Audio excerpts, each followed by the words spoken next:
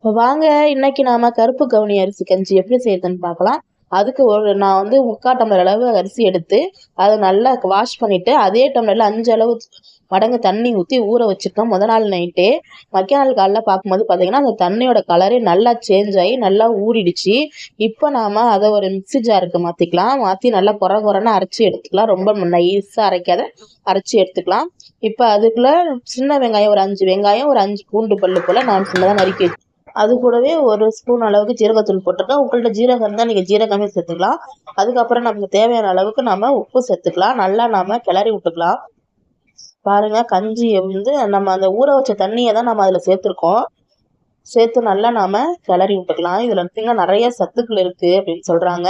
நீங்கள் கூகுளில் போயிட்டு சர்ச் பண்ணி கருப்பு கவுனி அரிசி போட்டிங்கனாலே உங்களுக்கு நிறைய அதில் அவங்க கொடுத்துருக்காங்க. நீங்கள் அதை போய் படித்து பாருங்கள். தேங்க்யூ ஃபார் வாட்சிங்.